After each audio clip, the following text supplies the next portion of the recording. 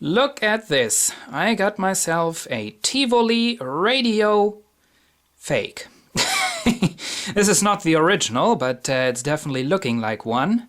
And just for all of you who don't know what a Tivoli radio is, Tivoli radios are basically this kind of thing. Inside of a wooden case, mono speaker, very, very, very, very, very good sound, and a very, very, very high price.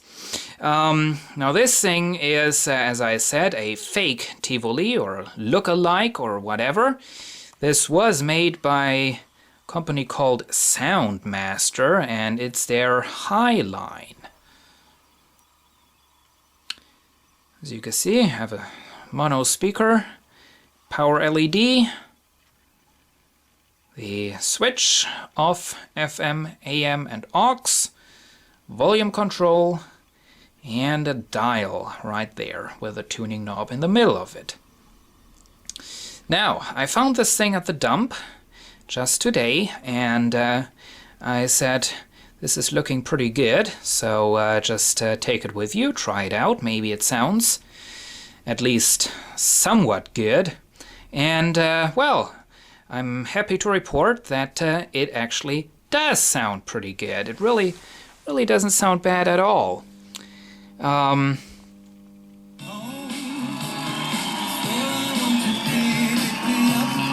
Jetzt im Kino. Sean Penn, wie wir ihn noch nie gesehen haben. Allein die Frisur ist Oscar-verdächtig. So you can hear it definitely doesn't sound bad. However, there are two problems. Problem number one, I guess you're all able to hear that. It's humming. So there is definitely something wrong in the power supply. Or it was a bad design right from the start. The other problem, you cannot really see that problem, and trying to do something so that you can see what I'm talking about. Here we go, manual exposure. And you can see the dial as well as the power LED are in this very, very, very orange color. Very, very bright orange color. It's really not looking good at all. This orange, you know, it doesn't look like a radio dial. It looks more like one of those warning traffic lights that you can find on the streets. So that is something that I don't like. And so what I'm going to do today is I'm going to take this thing apart, and well, maybe I'm able to do something about these two problems. So here we go. And here we have the whole entire radio all taken apart. And unfortunately, I won't be able to do anything about the lighting problem because they are using special LEDs. I'm not sure if you can really see that. It's probably not really going to come out very well on camera. You can see the LEDs are, they're kind of like in the material. This is a plastic disc that's providing the backlight for the dial, and it's either a flat LED or it's really part of the plastic. But you definitely can't take that out, and you definitely can't replace that with a standard LED. I could replace the power LED, but since I can't do anything about the dial, I'm just going to leave the power LED as it is. You can see that's just a standard LED, 5mm diameter. The speaker is surprisingly good, 10 watts into 4 ohms, and so is the amplifier. You can see it even has its own heatsink right there. Now, the second problem, the hum. Well, I definitely will be able to do something about that. Here is the mains filter capacitor, and not sure if you can really see that. You can. You can see it's bulging quite badly on both the top and bottom. So, well, it's a JCAC. Can't expect anything good from that, I guess.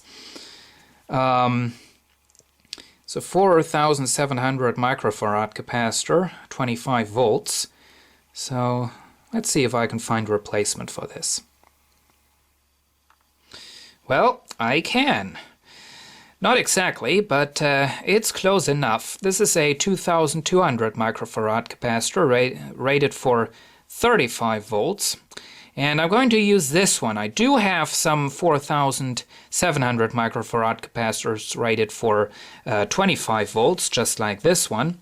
But I think what has happened here is that the voltage that really went into this capacitor was just a little bit higher than its rating. So that's why it turned into this mess. So I'm going to go with this one because it can take quite a bit more voltage. I do have some 4700 microfarad capacitors that also have that 35 volt rating, but those are a little bit too big. And I guess for a little radio like this one, 2200 microfarads should be enough. So let me put this thing in, and then let's see what it's doing then. Well, I would say success. Now, if I move the camcorder's microphone closer to the speaker, you still can hear a little bit of hum coming out of there, but it's not nearly as bad as it was before. And I have actually tried putting a bigger capacitor in parallel with the new one that I built in. You can see it down there. And it didn't make any difference, so that's definitely not the capacitor's fault that there is still some hum remaining. But the hum that's still there is so quiet, it's actually all covered up by the radio signal as soon as you just turn the volume control up just a little bit.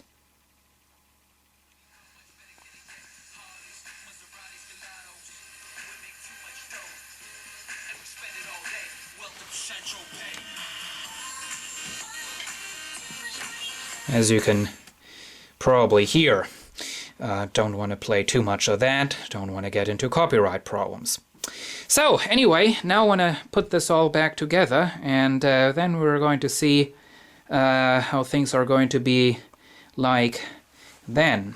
Because of course then we'll also have the little bass port on the back and the housing around the speaker, so maybe the hum is going to end up being louder than it is right now. So I'll be right back. Well, as you can see, it's back together. I just have to put in some remaining screws, and then it's going to be ready to go again. Now, the housing does amplify the hum a little bit, as you can probably hear. It's definitely not as bad as it was before, and still it really is a nice feeling that I got that bad capacitor replaced inside of there before it really went bang or something. Herrscht meist heiteres und trockenes Herbstwetter. Örtlich gibt's Nebel, der löst sich aber meist schnell auf. Die Tageshöchst. So this switch is a little bit worn out. Doesn't have any clicky positions anymore. It's just like a potentiometer. But it does work, so that's not too much of a bad thing. Let me unplug this thing, then we can take a look at the back. And here we have the back of the radio. This is the Soundmaster Highline Model TR17, and I actually think I can remember when these were sold new in the shops, which is of course quite a while ago. It does have a German address on here, but this thing of course was made in China in December of 2007, and does have a decent quality case. This is of course just particle board, not real wood, but it's definitely good for what it is. And we have the power cord, which is very stiff. There we have the bass port for the speaker. Auxiliary input, headphone output. You can also run this radio off of any 12-volt DC power source. You can see it has a little jack for an adapter right there. So you can also run it in your car, or in your camper or whatever. And there we have the little FM antenna. Now, this radio actually is pretty similar to a Tivoli lookalike radio that Westlife showed in one of his recent videos.